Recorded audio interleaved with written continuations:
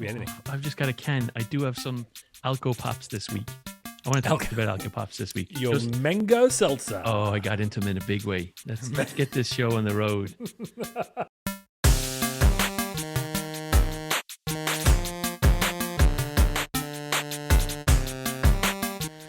See, that's the problem. Cheers, Really kids do it. Cheers, mate. How you doing? I forgot my little white thing to hide the sponsorship, but I'll stick it in a bit of merch. You got a little excited. That was a close one. All over the Rodecaster Pro. Any excuse to get another piece of equipment, man. No, I'm over, and now I'm in the guilt phase of purchasing. Now I'm feeling total remorse about. Which purchase are you feeling remorse about? Just in general, spending so much money. I feel like we should be saving. The economy's crashing, and I'm like, okay, let me just get a cloth and I'll be right back. You think of something intelligent? Do you think? Okay, how was your week, lad? I have no idea. It was just a blur. Really? Yeah, absolute blur. Weekend highlight. Everything else has been total blur. I woke up this morning going, what am I actually doing right now? But, you know, we're getting through. Yeah. I'm not going to say survival, but I'm saying we're in some sort of, we're in a rhythm. Is it work rhythm, or is it where's the blur coming from? Is it work, or is it it's coming from everywhere. Or is it everything? It's the combination. All life changes. Everything's happening at once. We've been sin bin for 3 days. Came in, had one sniff at the preschool. Bam. Go home. See you later. 72 hours. Show us 4 negative tests in a row. I think there's another week or two in it. Famous last words. But I do really think things are just going to start opening up, and it'll be, we'll be there then, we've made it. We just got to get next couple of weeks. Endemic is the UCSF model right now. In Ireland, it's been, it's like go back to normal. Hug people, kiss people, you're fine. It's do it. Shining light. I mean, the Irish are always going to be a shining light. When it came to so everyone's out shifting each other now, and all. It's like there's a lot of pent up romance that needs to be expressed in the next couple of weeks. In Ireland. So I'm not sure I want to know what that's about. Yeah. What snogging? Was that what it's called in Australia? What do you call it? Snogging. Yeah, you snog. Yeah. I think shifting just sounded. Smooch. Yeah, shifting is. Shifting is the exact. It's like snogging. Shifting is what it is in Ireland. It's not any ruder. How about you, mate? How's your week been? Week's been okay. Like I said, so we got the kiddos. Both the car and the truck got spray painted by some random jerks driving by or something today, which it just really annoys me. Even though it's only a thing. Who cares? But like, I care. I care that you sprayed the side of my car pink. Anyway, I noticed it this morning, but that it's a thing, and I fixed it. I went out and I actually coincidentally bought some. Lucky for my impulse spending, I bought some rags for cleaning bodywork on the car 2 weeks ago, and they were perfect for it. They got everything off, so it was fine in the end. I'm going to get it was coming. Wait! You just were able to scrub off graffiti off the side of your car? I got it off, just by diligently with some spirits. I just very slowly rubbed it off. Yeah. If you go out tomorrow, is the rest of your car going to be melted? Are there going to be holes in the side of your doors? Quite possibly, probably. Yeah. Happens. Yeah. You also noted that there was a row of 20 cars, and your 2 cars were the only that got tagged. Are you being singled out?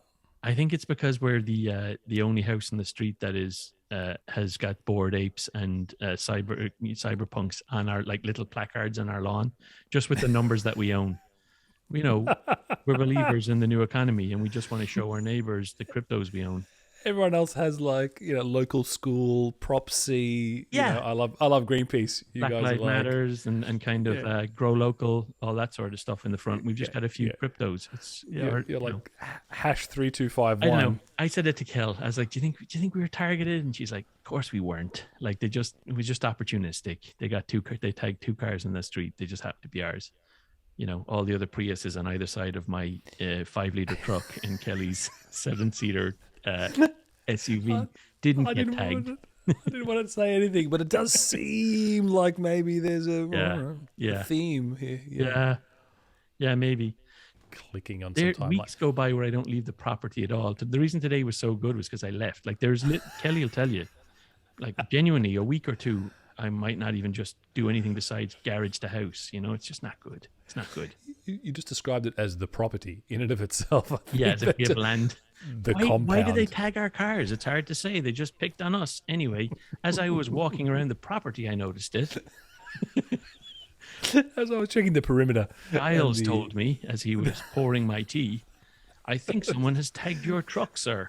The Yeah. groundskeeper. Yep. Who would have thought? Dawn asked me a serious question. She wanted to know, did you have like ice cream or something on your chin last week?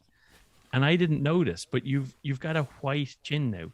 Are you dyeing the rest of your beard and just letting that bit go white as kind of a thing? This is offensive on so many levels. Are you literally just going grey just there? Yeah, this is pure organic salt and pepper. This is au natural. Not salt and pepper. It's salt and pepper. Like this is salt. This is salt and pepper, where it's like a mix. Yours is panda. Are we okay? Is this okay? We have to talk about each other's physical. Very accepted. Yeah, I'm all. In fact, I'd prefer the whole show to be just about your physical appearance. I've been graying in the beard for quite I'm going to say 4 years plus. But I think you grew. It's a little like you do a little tight beard, maybe more like tighter than that. Is it a little sometimes longer or it's something? tighter. Yeah, loose. I'm letting it loose every now and then. I'm also thanks for pointing out, Dawn. My face is getting fatter, so I think it just feels more flush. I don't think that makes your chin wider. It does.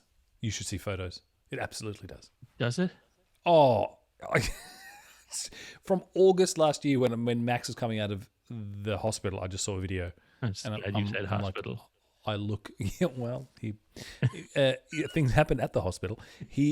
I was. Who is this imposter? I'm literally half my. It's a disgrace. What's happened? Stark realization of the depths of. Yeah. We're out of control. Don't worry. I've started on new Wonder Pill provided to me by our nanny, and she's basically running a. I'm going to say black market in this thing. Is it? She sold it to everyone. What is everyone? It? What is it? It was billed to me as the Wonder Pill. Yeah. Take it every day, and you have to take all these additional supplements and fix up your potassium and your vitamins, drink lots of water, and it's just going to do this incredible stuff. Eat what you want, no problem. After 3 months, you'll start seeing results. I lost 30 pounds. My sister lost this. The lady at the server who we gave it to, so-and-so. Everyone's lost 20 to 40 pounds as per, first-hand accounts. Get the pills. Not cheap. Growth hormone. 25 bucks. No, it's not Bezos. 25 bucks a pop, whatever it is. It's 25 bucks a month is basically what it works out to. Yeah. Fiber. It's basically fiber. Yeah. I felt so. I was like, are you still all in though? Like, yeah. First hand accounts, verbatim. I've seen the results. You would take a random pill that someone says is a Wonder Pill for 3 months, and then be like, yeah, it's good. Like someone said to take it. $75. It's not someone. Trusted nanny, number one. Number two, it's all in Spanish, so I can't tell better or worse whether it's the right thing. She's importing this directly. It's hard to say who's importing what, but it's not clear to me it's above the table, let's be honest. It's a special Peruvian Wonder Pill. That's fiber. It's essentially, it's quite strong fiber, I might tell you. Crushed cornflakes. Yeah, love it. It's potent fiber, if you know what I'm saying. How big is this pill if it's fiber? Tiny pill. So it's supercharged, well, how very can it potent be fiber? Doesn't fiber have to be by the virtue of it being fiber? Isn't there like that? I thought it was like like husk. Yeah. No, you can definitely get fiber pills that are small. This is smaller than I thought as well, which makes me think there's some other element in there. But like the fact that you're taking a pill every day for 3 months, you actually eat a little bit less each day as well, and then you end up losing 30 pounds. Like isn't it probably that? What, the pill itself is the thing that's making you lose it? The pill's a placebo. That if you're taking this pill for 90 days, you lose a few pounds here and there because you're consciously working on your diet anyway. Like, doesn't that feel more likely? Whatever it takes. Rather than a tiny fiber pill is actually all it ever took for everyone to be their ideal weight. I feel like we might have got there sooner than this. This is at risk of being a Joe Rogan episode now, where we're pushing dodgy. This is going to have to be censored by Spotify before we come on and say that actually the information in this episode is not, has not been verified. Not the niche. Should we talk Joe Rogan? Have you been following it? Yeah. The Joe Rogan chat? The trouble with we end up doing topical stuff each week, but this one is, let's do something evergreen as well. But let's talk about Joe.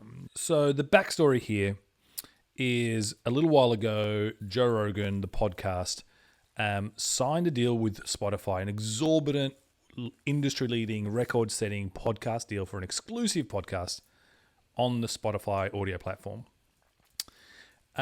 which is brilliant, right? There was it was in a spate of, after Spotify hit up Anchor and they started signing up all these kind of nibbling up lots of small podcast outfits and production houses, just escalated and started ratcheting up their buy, and realized they're in the content game and started buying content, right? Exclusive content, which is neat.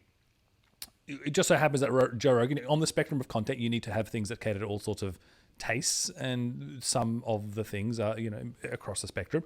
Joe Rogan is, I think, the Howard Stern of the podcast ecosystem, is the way I'd kind of model it. You've got Howard Stern sitting over there on satellite radio. They locked him up on XM or whatever it's called, Sirius. They needed a podcast equivalent over here, Joe Rogan. A little bit different, more modern, more of the times, but that sort of vibe. It's a shock jock, but not full-blown shock jock. Have you listened to much to Joe Rogan? Yeah. So I have actually, yeah. So I used to listen to Joe Rogan a lot. I struggle to listen to him now. Is what's happened. So what's the shift?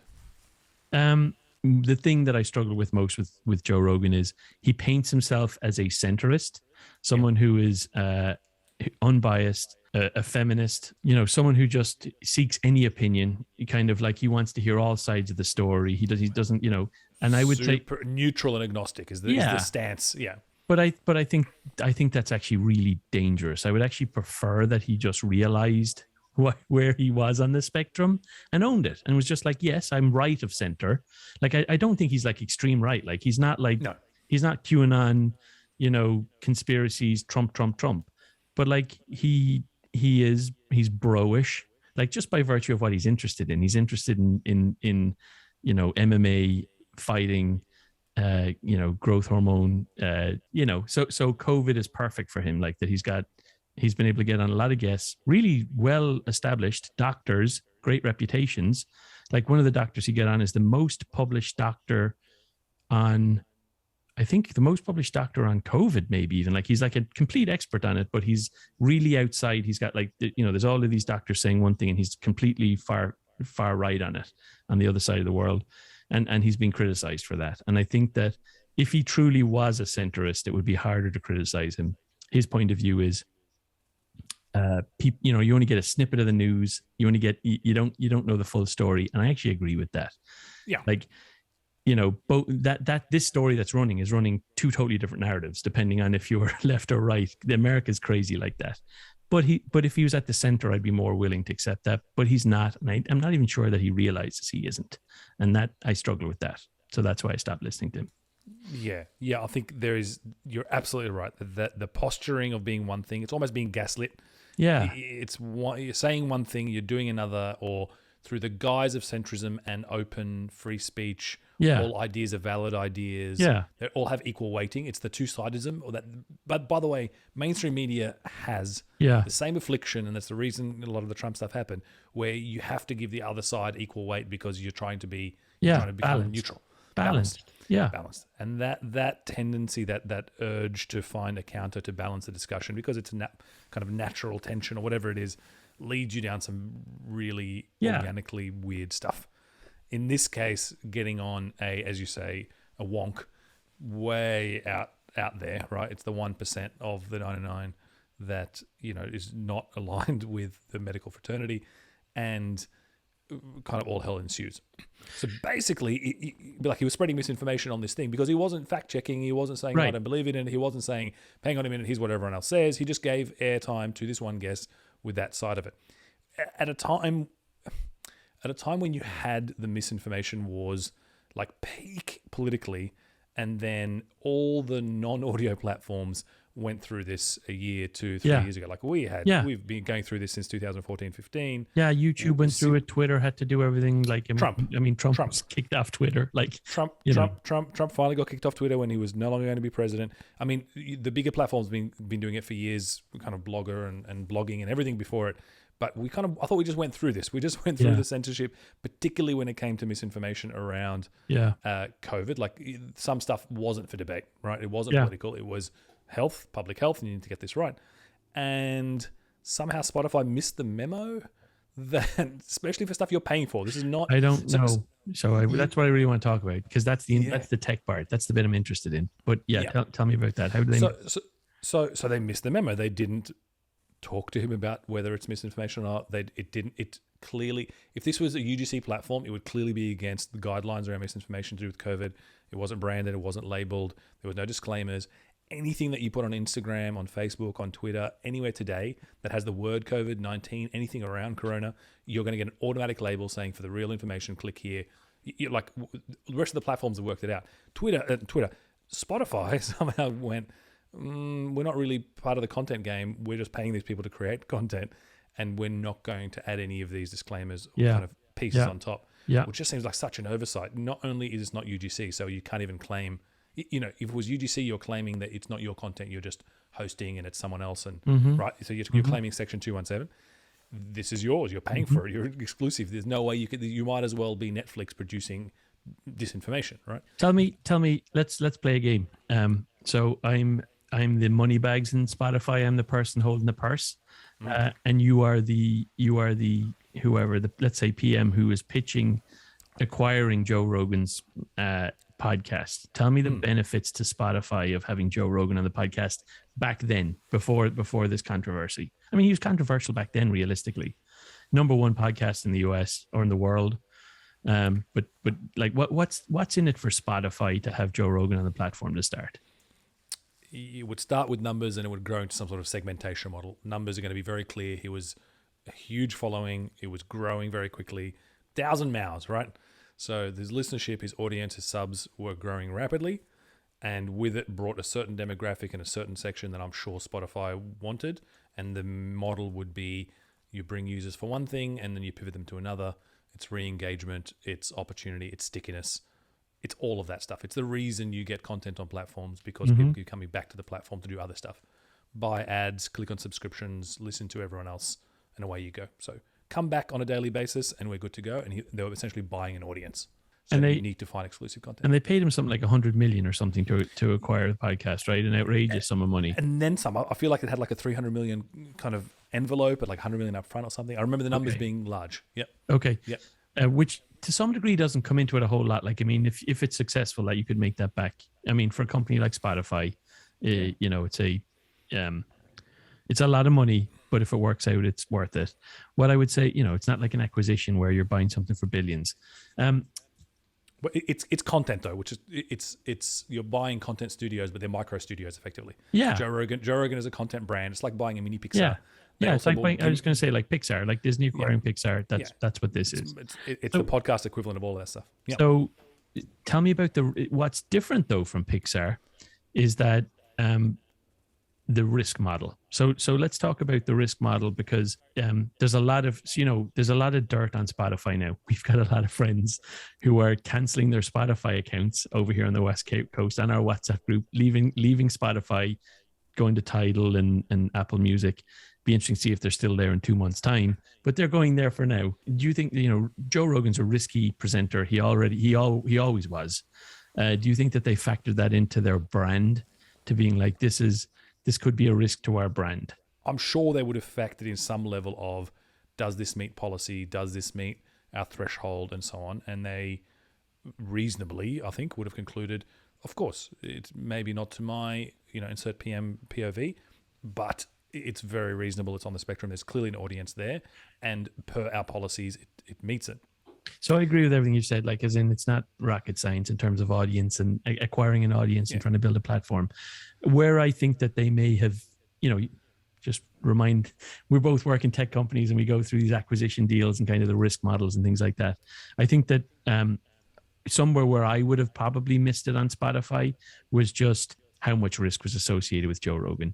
Like, for example, who was the other guy that Howard Stern, right? You didn't, was that who you mentioned earlier? Who was the other guy you gave? That was my analogy. Yeah. So Howard Stern, kind of a famous, I mean, he's done absolutely everything wrong that you can do on purpose, and he's famous for it, including, didn't he go like into the microphone to make some woman climax on the call one time? I think that's something Howard Stern did. But like, so I feel like if they were gonna, I got a little hot just now, just so we're on the same page a little bit.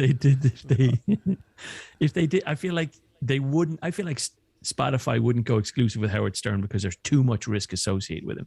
Whereas I feel like Joe Rogan has actually been more controversial than Howard Stern in this time period, and maybe they didn't know it was like they wanted the audience, they wanted the young male, what do they call them, involuntary incels. They wanted the the 20-year-old incels who the million of them who love Joe Rogan to broaden their platform. But I don't think they wanted all the controversy that went with it. Or do you think that there's no such thing as bad news? Yeah. There clearly is, and I think every PR department would be sitting in there working out damage control and what to do with it, and how do we quell. They reacted relatively quickly. So I think two things. One is, for sure, they understood the risk up front. He was already a controversial figure. The headlines when they went exclusive were very much around, whoa, hang on a minute, this is not a regular Gimbal story. This is Joe Rogan. So the depths of the risks and where that could come unstuck, TBD. But I think they knew what they were getting into. Yeah. And two, I think the kind of specific story here wasn't just that he said stuff and people were unhappy. Yeah. It was that there was one of their other musicians who came along, and basically you had an internal mutiny. Well, the interesting thing about that, do you know these musicians who pull their music, a number of them are anti-streaming anyway. Exactly. So when you peel it away a little bit, it kind of starts to fall apart pretty quick on the pulling of music front, That's right. It's a convenient pretext to do what you always wanted to do. You were just looking for the right trigger. I think that's true. But I think that's the unique element here, is that you started having an us and them. You had a base of music. What Spotify was all about, the 1 million independent. He was all about democratizing music, right? Making music viable for 1 million creators. Yeah. Right? Yeah. So that was your base. That was the promise. You were going to make it a viable business proposition. We were going to sort out all the licensing. This was it. This was the new renaissance of music monetization. And you suddenly had a platform that didn't represent the values, perhaps, or you had the old guard or the original music base, the musician's base, kind of disagreeing, protesting, saying, hang on a minute, we're absolutely disagreeing. We're going to pull away because of this. Pretext aside. Yeah. And Spotify shrugged. Yeah. And I think what you had there was a unique kind of internal, not quite civil war, but some level of two very different stakeholder groups. Yeah. That you're now having to compete against two very different models. The streaming royalty model of music, that's very different to the new incumbent podcast model, which is essentially Netflix or studio franchising. So two very competing models, two very competing ecosystems, and you're having to trade off. Do musicians have explicit lyrics and say crazy stuff? You betcha. None of the old guard rock group is saying, please don't put NWA's entire anthology on there, or get rid of anyone who says, expletive words or kind of politically charged either direction, right? But this was a lightning rod. It was very public. Yeah. And I think Spotify's response to their musician base is what actually earned the ire, not their lack of proactive, whatever it was, policing, branding, kind of reiterating their policies and so on. Well, it's become about that a little bit. I wish the president, Joe Biden, wasn't involved. Like, that's insane. Did you see this, that his press secretary and today said that Spotify putting a warning at the start of Joe Rogan's podcast that there could be misinformation about COVID on it wasn't enough, that they wanted Joe Rogan to come out and say it was misinformation? It's just like, you're the president. Come on, Jesus, we had enough of that for 4 years with the president doing that shit. Will you get over it, and move on? Speaking of media cycles, I think it's reasonable to pick up on the happenings of the day, the top happenings of the day, and get a piece of the action, get a piece of the flow, right? You think that's what it is? Yeah, I don't think it's specific. I don't think they're specifically trying to persuade Spotify to do something different, but it does have a big base and has a big listenership, and it's kind of trying to twist the arm of the media company to rectify the wrongs. It's not out of reach. It's not appropriate for the president to be doing that. Come on. No. Well, it wasn't the president, was it? It was a spokesman. About Spotify. It was the office of the president. The office of the president commented on a program on Spotify. Come on. I think, well, hang on a minute.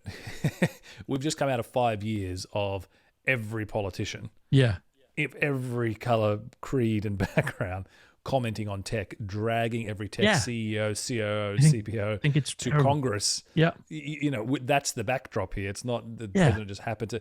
They're still being dragged to Congress and being asked, "How do you make ads? How do you make money? We sell ads, Yeah. sir, Yeah. Senator. We sell ads is the best meme."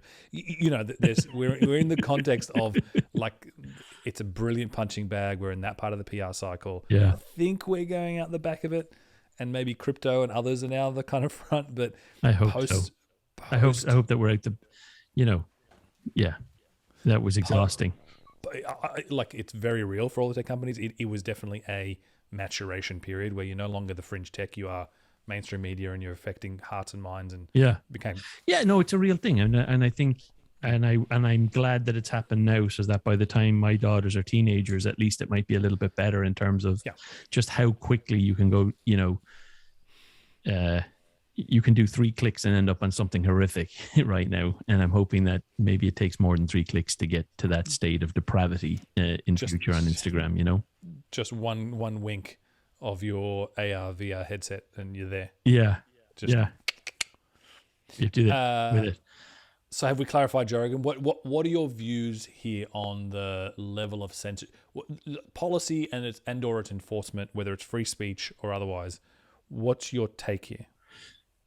So I would have always said that free speech was important and that he should be able to host these shows and have these doctors on. They're not his mate from behind a garage who thinks you should inject.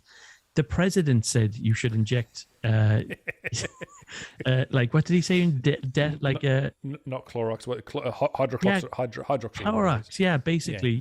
So, I mean, it's not as bad as that. The president standing up there saying there's things you can do, and people died from it.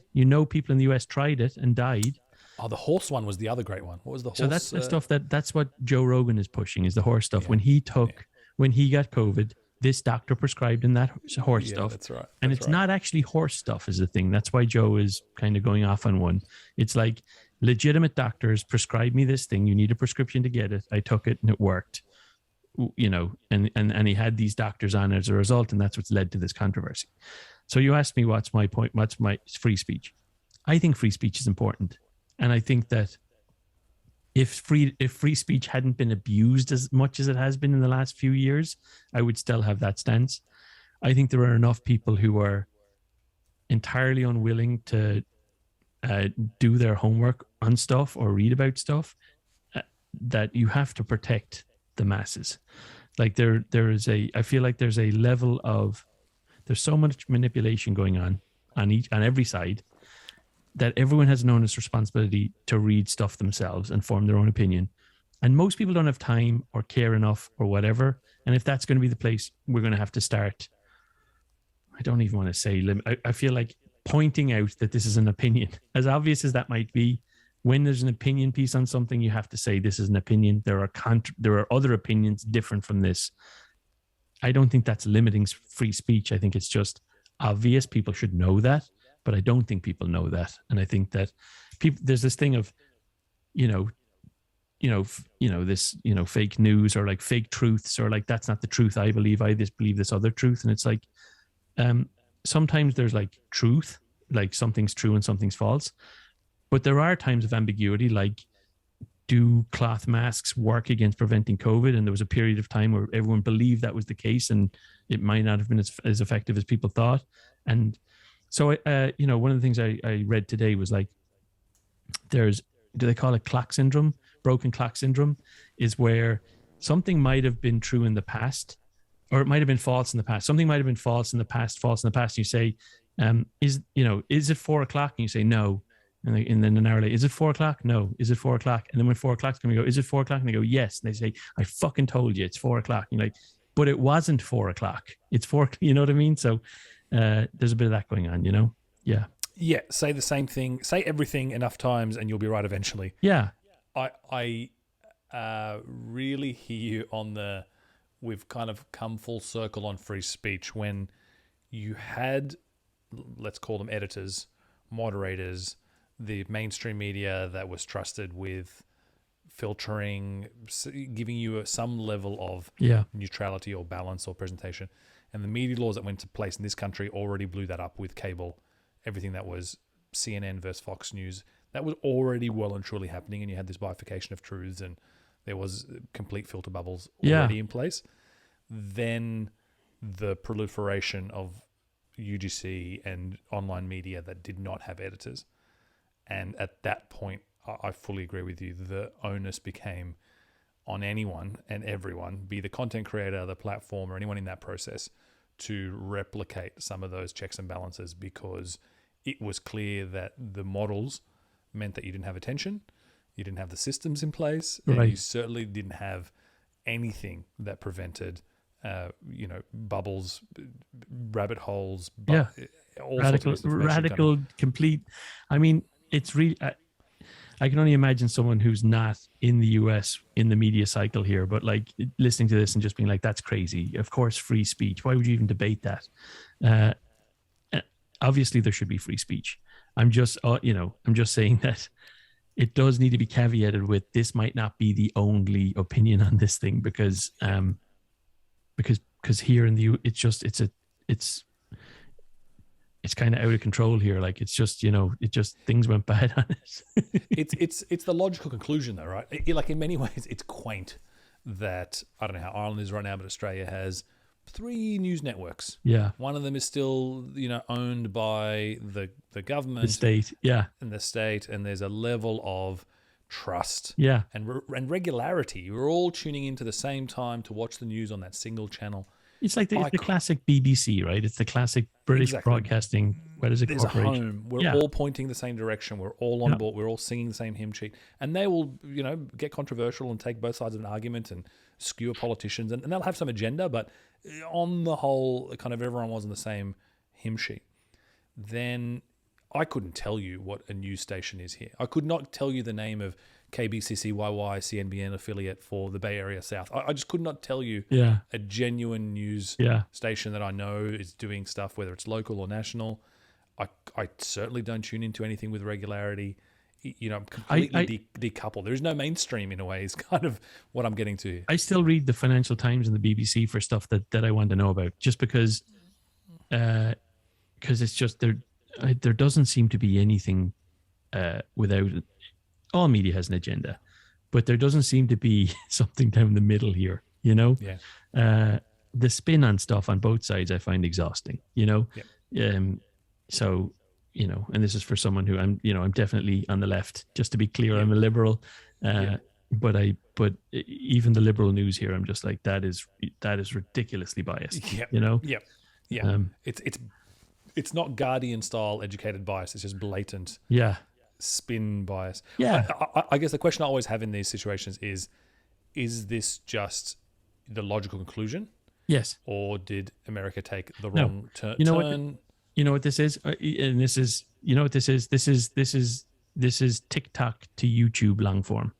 This is This is like clickbait. This is on YouTube. You need to have the right thumbnail, and you need to write. You only get 12 words. What are the words going to be? If you're selling headlines and that's your business, you've got to get the right headlines, and those headlines have to appeal to your audience, and they have to be faster and more bitey and shorter and snippets, and they don't want the long form. Newspapers used to be all long form. You know, going back, there was a title, and then it was 2 pages of an article on each thing. Like now, it's little short things. There's no details in it, and you rely on the editor to edit that stuff out for you. And it's because attention spans and clickbait and just that's society. We've gone there. We're all in on less. I used to see a lot of this research we used to do in Google News, and the numbers and the stats on users who get all of their news, forget about social media, just from headlines. They consume news based on headlines, barely even the tag. We do that. You do that. I do that. We skim and we forward. And how many times have you forwarded something without even reading it? Be honest, because it's true. You're like, oh, that headline aligns with. It's why Twitter has a. We noticed you didn't read it. Are you sure you want to forward it? Yeah. Feature, right? It's or a all very, those very, memes, very common. all those dodgy pictures where you actually click on it and it's someone naked or whatever. That's how.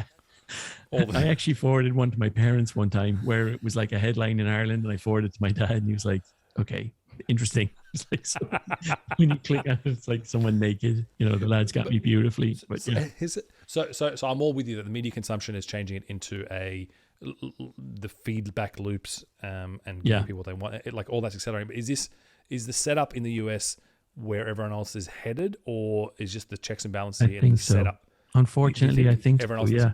Why would the Brits be any better? Or like, isn't, you know, when I think of journalism, I do think of the UK. I think there's better journalism over there, and I think you know, there's shows like 60 Minutes and stuff here that still there are good shows here, but they're just ratings are terrible. Nobody watches them anymore. So shows will go where the ratings are. I don't know. I would say that I did watch a YouTube video recently on the decline of the BBC, how it went from being trusted, highbrow, single source of news for an entire nation to being uninformed, sensational. Like, I did watch that recently. Now, it's definitely not as bad as it is here in the US, but I think that's where it's going. I do. And I think that, yeah, you know, the trouble already is have that. Facebook became the main news source for so many people.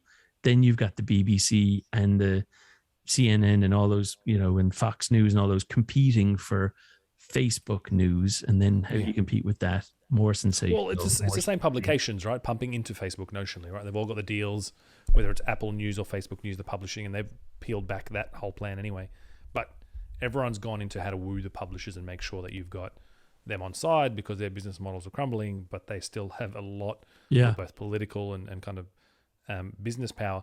And different countries like Germany, for instance, have very strong centralized news lobby, and the government's really behind them, and they're able to keep some things in check. But even they still have the Murdoch equivalent right-wing bubbles of the news cycles, and they have the left. So, you know, if I look, the UK is great, has the BBC and the Guardian, but it also has Sun Mirror and everything else that is Murdoch-driven. Australia is amazing. You know, you have that bifurcation and that kind of nasty bubbling. I just don't know if you've got the complete split realities the same level.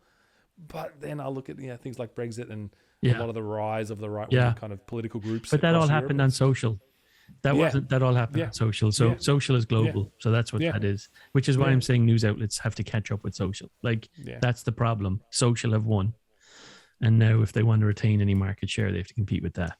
So I spoke with someone in Magic Leap today. Yes. Who's giving Love me Magic Leap. Love Magic Leap. When's it going to be mainstream type stuff? Never. Right. And he's got some, like, look, if you can get these three things done, field of view. What's Magic Leap? What's Magic Leap? So Magic Leap was famously overhyped AR goggles out of Miami with an incredible entrepreneur who just ramped, and they got something like $1 billion worth of funding, something insane, and it was really stealthy, secretive, but they got a whole bunch of buzz because they would bring people to this compound, sign the NDAs, put this thing on, and everyone would go, whoa, and they'd come out raving. It was two things, wasn't it? So AR, augmented reality, meaning glass, it means an extension of existing reality rather than VR. They had AR, they were the first to do, not first, but the most legitimate AR attempt at that time, and it was layered with ML, AI. Wasn't that it? It was like they had some learning model as well. Is that right? So I remember it. So HoloLens came out first, and HoloLens came out 2-3 years before it. They got acquired by Microsoft, right? HoloLens, the Microsoft one, correct? Yeah. And they had, like, people would use it, and they had HoloLens 2, and the field of view was getting bigger. Wasn't HoloLens though industrial? Wasn't it like that was like that was for like you're at a factory and you want to see when's the next shipment in, and you've got this conveyor belt, isn't it? I think the applications in general tended towards educational, industrial stuff, like productivity. Sure. Working on virtual spaces near you. Yeah. Part of that limitation was how fast things were adapting and the field of view. Like, it was quite narrow given the optics and the technology of display technology at the time. So no one really understood what was going on over at Magic Leap, only that they had some breakthrough and some claimed breakthrough. And they were clearly focusing more on the gaming side of it. I think you're right. They did have some sort of AI ML that would basically adapt and map much faster than others, so it allows for much more mobile kind of opportunities as you walk through the environment.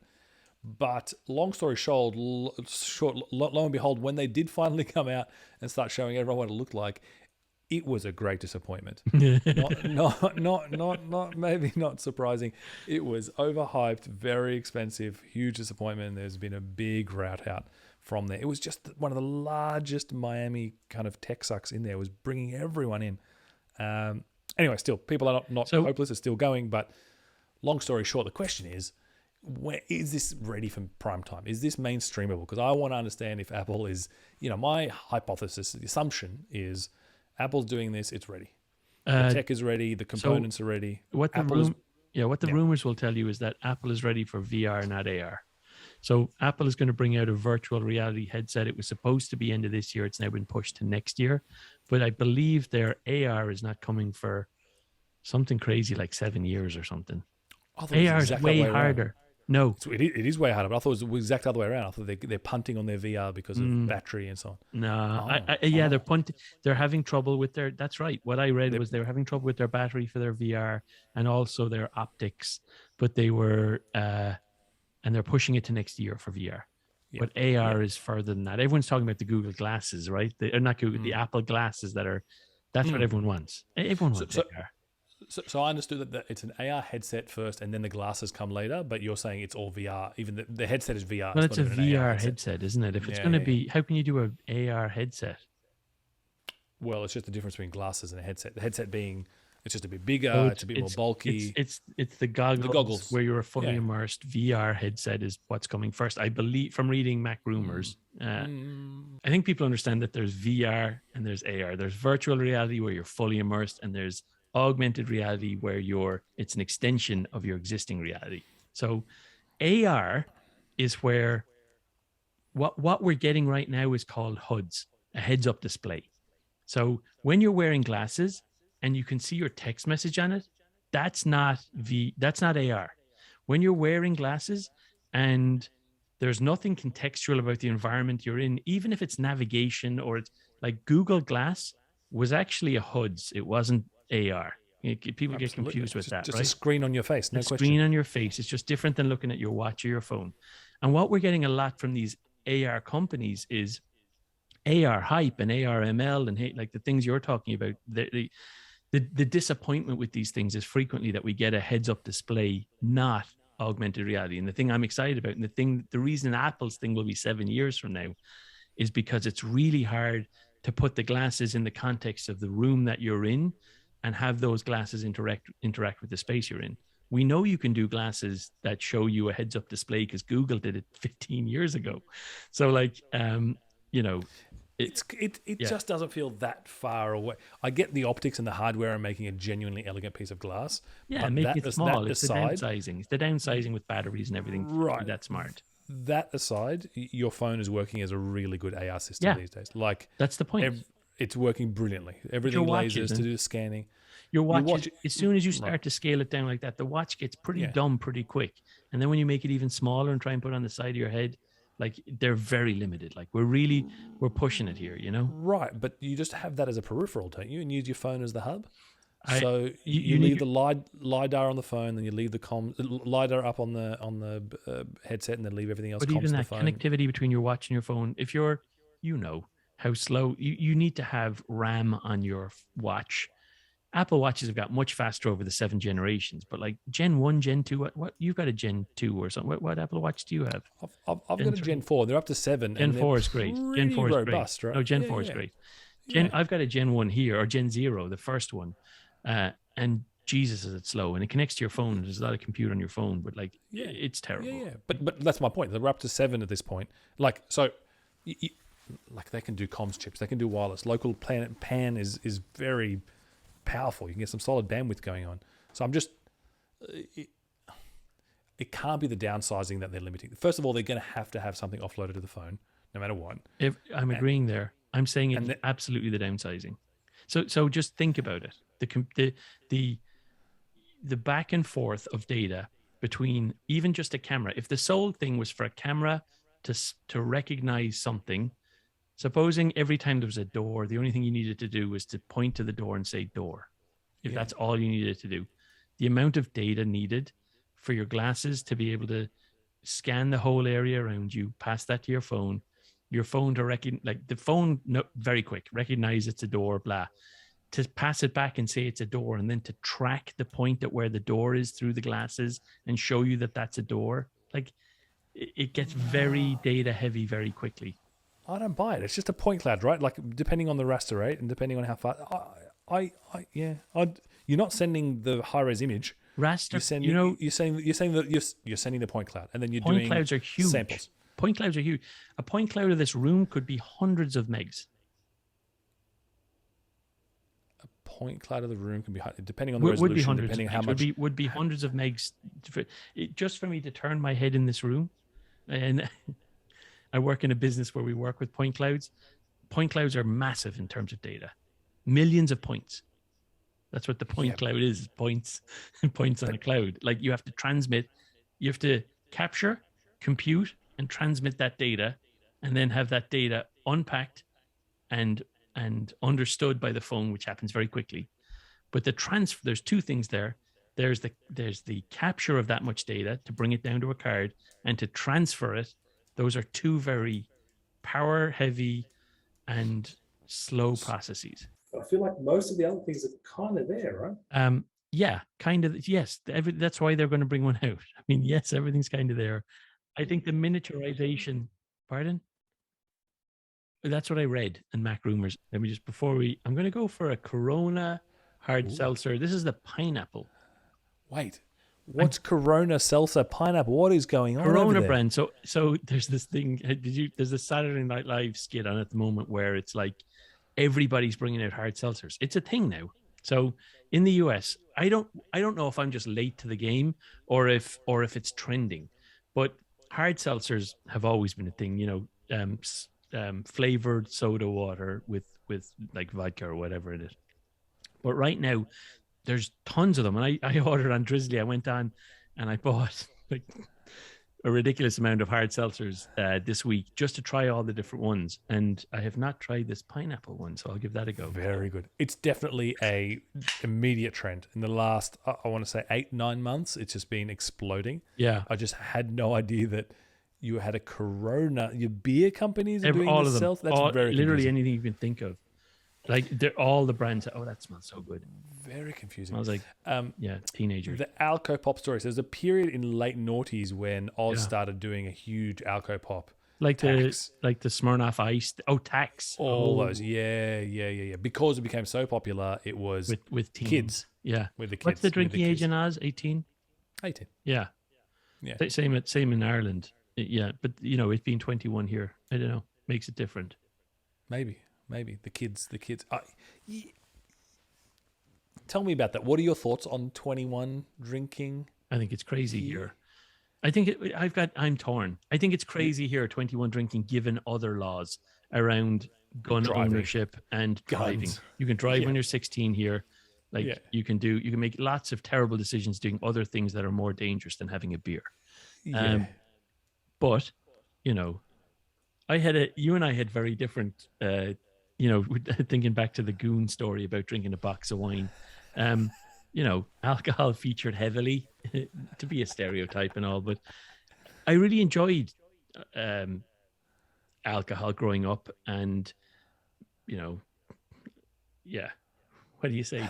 Like, so I was drinking in pubs Great at the story. age of 15. You know, me and my mates were always able to drink in pubs from the age of 15. No one really asked for ID at that stage. You know, you'd get asked for ID sometimes, and you wouldn't be able to drink that night. You'd have to go to a different pub, and your mates would shun you, and they'd stay drinking. But you know, from about 15, I was okay with my parents, and I would go out and booze. And then, you know, probably hard boozing, you know, kind of where drinking too much probably happened at like 18. And then from 18 to 27 or 28 was just kind of blur. You know, and you know, that sounds like a brag. My point is, I actually wish I didn't drink as much as I did in my 20s. I had a great time. It was the best time of my life, but also a couple of hairy ones, you know, like got away with a few things in terms of just pushing it a bit too far. And, you know, it's interesting now being out of Ireland, knowing that there's other routes, like the route you took, which is you had a great time, you had a good life, but I don't feel like it featured as heavily in your life as it did for me. Like, It did not. I can barely still drink. I can barely drink, half without doing something or other. I went through all of uni barely touching anything until a certain point where I tried. I think I told you last week. Not until had I joined the political local branch 2 years after uni did I even try a beer or kind of consume a complete one. And it was they literally taught me. The Labor Party of Australia literally taught me how to drink a beer. So and whatever age that was, right? 23, 24. I think that's great. So yeah. I really do think it's great. Mostly for my kids and stuff as well. Like I want them to be able to. There's so many downsides to living here, but one of the upsides is maybe there isn't as much. I don't feel like it's stigma, but social pressure, or just it's in Ireland. It's one of the main, and I love it because I grew up like I can't wait to see my mates and have loads of beers and have lots of fun, But it's nice. Maybe I just wasn't aware of it, but I'm not aware of other options in Ireland, Yeah. I mean, Oz is the same. I think culturally pretty aligned as far as booziness and its core part of socializing, and they do it pretty young and so on. I'm not sure what. I guess my family, my background, I didn't have the influence that said that's part of the story. But I do wonder how it influences. I don't know how stereotyped it is in here when you hit the 21 and when you're sneaking around before you're 21 and those college friends. It's not as though drinking culture and peer pressure doesn't exist when I think of the kind of fraternities and but it's a different level. I can see it. It is a different level. Like it's just gamed. It's not really ingrained. Maybe it's more. I don't know. Maybe it's more dangerous here. I don't know. I'm thinking of my mates watching this and them crucifying me. But like my opinion is,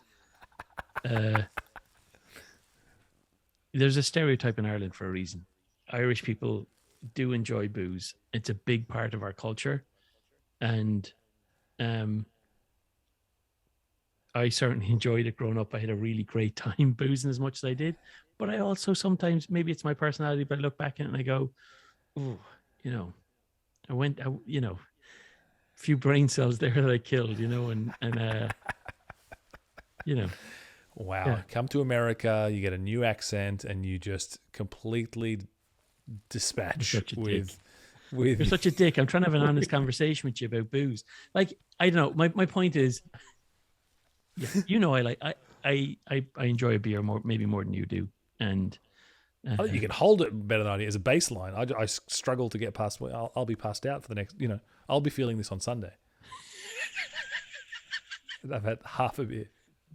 There's that just as a base, like pure genetic physiology. I have problems. Yeah. With it. But so are you saying you would do it differently?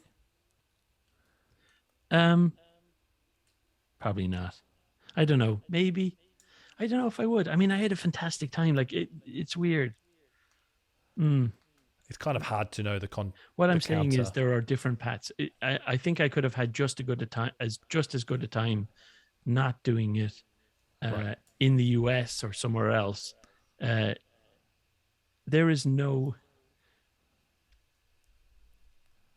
is as fun as Ireland, straight up. Ireland's great fun, and drinking is a big part of that. And it's tight, it's cozy, it's close. Everyone's in the pubs. Yeah, not unlike London on the way home that you have to go via a pub to get home. Yeah, that's different. That's where you have dinner. Remember we talked about culture shock? That was a big one in the UK. Everyone goes for a beer at lunchtime and then doesn't drink 8 more pints. Like what? Oh, we're going to go back to work now and then go home. Oh, okay. Teetotalers. Yeah. Teetotalers. Total teetotalers. Yeah. Oh, I love that. I mean, just even the UK, the London version of literally everything happens in that pub between 6 and 9 every night. Yeah. Dinner comes and goes. And it empties out. No one's there after it, right? Yeah. Amazing. It literally is the commute. It's on the way home. Yeah. It's a thing. A big part of it here is driving, right? you're driving up, you're driving back. Yeah. Where are you stopping to have there's no casual bump in. And there's so many options. And I think, being drunk is frowned upon, which, I think this is much healthier. This is, I think this is good. This is, it's less crack, but it's good. Do you know what I discovered? The word crack is not Irish. Do you know that? What? Whose is it? Apparently, I'm reluctant to tell you because you'll hold it over me, but apparently it's it's Australian, isn't it? It's Australian. English. No, it's English. It's an it's an English word that was adopted by the Irish. As late as the 1970s. Appropriation. In the 1970s as well, like recently. You're going to tell me Egypt and grand. Egypt and grand. English words. Well, I mean, grand is English word, right? But it's very, I guess it's who did it best. It's like TikTok, not who did it first. It's who did it best. It's like TikTok. This is excellent linguistics through the lens of TikTok. It's like coffee. I hear. Like as you and we made up Australian rules. Yeah, and a new nation, just like you, Australia as a new nation also needs things, crutches to hold on to. You're still discovering your identity. I get it. Yeah. I still love that you think you're Europe. That's my favorite part of the whole thing. Is that what? That's my favorite part of the whole thing, that you believe you're part of Europe. Ireland is part of Europe. Yeah. Technically, officially, Europe, the whole thing. I get it, but like, really, why wouldn't we be part of Europe? I'm confused by it. EU or Europe or both? Well, Europe. Yeah, culturally, Europe. Culturally, we're not part. Culturally, we're not part of Europe. No. Yeah. I mean, we're not Spanish or French or Right. On the continent. Yeah, we're an island nation. Yes. Yeah, you're Anglo-Saxon. Are you? We're Celtic. Yeah. Do you know that? Of course, you're Celtic, but is that? Oh, hang on. Is that a whole separate branch, the Saxons?